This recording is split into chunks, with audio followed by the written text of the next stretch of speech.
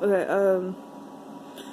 so I was walking down the creek, and his presence, he was talking to me, the reptilian, and he had a very deep, gruff voice. He was very deep, like, in his voice, and it was reflected in the sound of his voice, which was very deep and gruff. And he started telling me he was a little more down the creek, so I went more down the creek, and his presence became more there, like I could feel him more, and it was like this warm passion, and he pulled me close to him and told me to save myself from embarrassment. I don't know what he meant by that, but I looked around trying to see if I could see him, and I got kind of scared and stuff. Anyway, so I walked back home and stuff, so, yeah, and I learned I wanted to see an alien. I wanted to see aliens, or reptilians aren't really aliens, but yeah, I just want to see one, or is it a reticulan, like in person, so and to be friends with them. And so, anyway, so I looked up online why I felt that way about reptilian and stuff, and it turns out, okay, and then I woke up, hold on, before I go into that, I'm going to say, so I woke up in the middle of the night, and was panicked a bit. My head was spinning, and he had my back, or he was there with me, and he was breathing really hard, like he couldn't breathe, and was panicked. His heart was beating, so I didn't know it was a reptilian, though I thought it was just some guy. I started rubbing my shoulder, and he started saying it's okay, like he was trying to soothe me.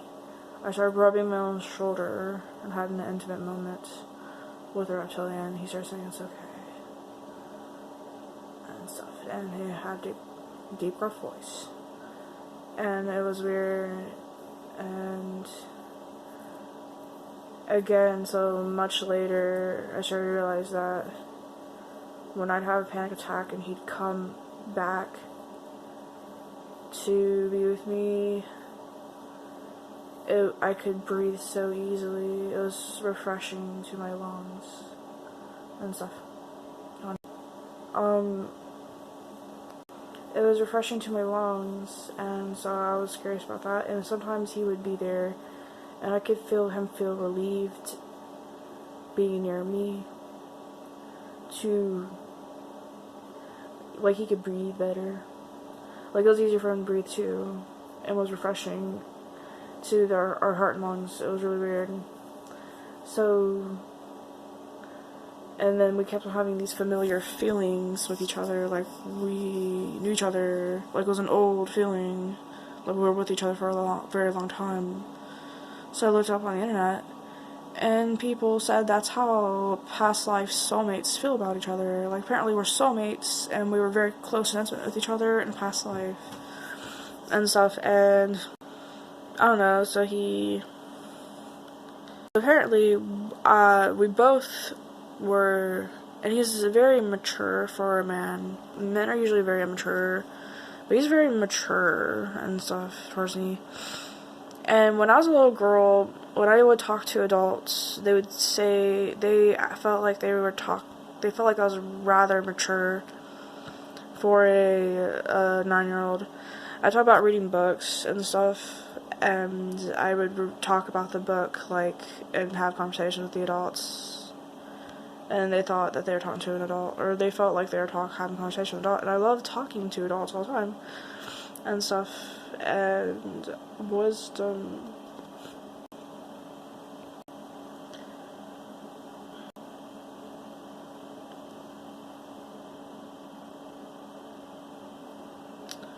So yeah, the reptilian.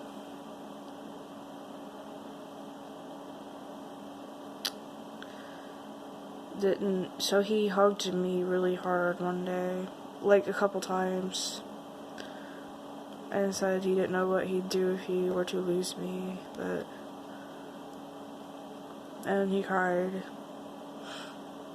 And then I heard another guy with a deeper voice, he started crying one night and said that this is breaking my heart because I'm being programmed by the cult to do some stuff, like I said in the other videos. He started crying and said it's breaking my heart, and then he said that you and me and, it turns out the reptilian that I was in a past life relationship with his name is Seth. So he started crying and saying that you, me, and Seth were really, really good friends in past life. So I guess Jesus allows reincarnation and stuff. I don't know. And I don't know, I got to transition. I'm thinking about making, I don't know, so anyways, this all comes down to, okay, I gotta be self-aware. When I'm self-aware, that helps me get control, but I don't get deep control of myself. I can get an outward control of myself if I'm self-aware of the way I look.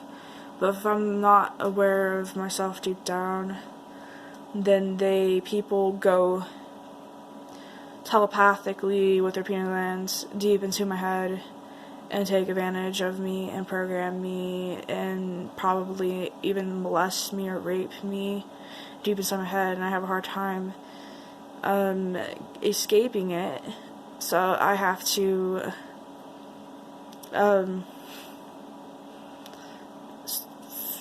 stop putting up a front and be who I am deep down. And sometimes that means coming to terms with the fact that I have feelings for the reptilian.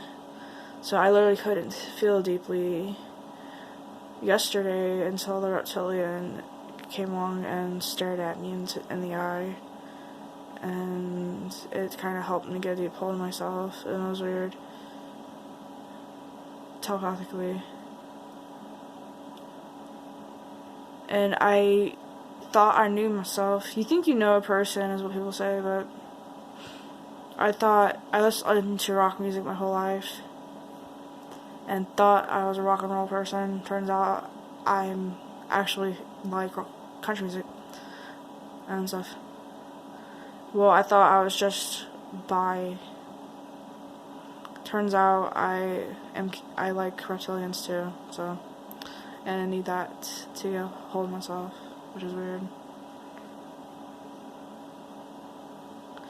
And yeah, I don't know, okay.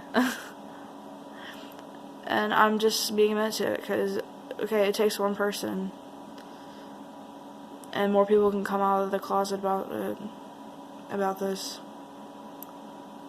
and stuff. It's being slowly introduced to the world and stuff. And yeah, okay. So that's just a lesson I learned, that even when it's embarrassing and stuff, you gotta face it to get a hold of yourself, to escape the mind control and stuff, because you're jealous. I was jealous of what other people were deeply feeling and stuff. I was jealous of their the averageness. I'm not saying nothing's abnormal. Everybody's normal. We're just all unique and have unique desires.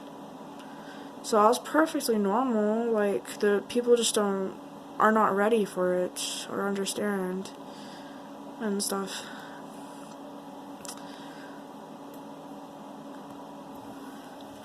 And yeah, reptilians. So I'm transgender, bisexual, and lizard sexual. And so, but I never went all the way with one, so telepathically. Lizard sexual. Well.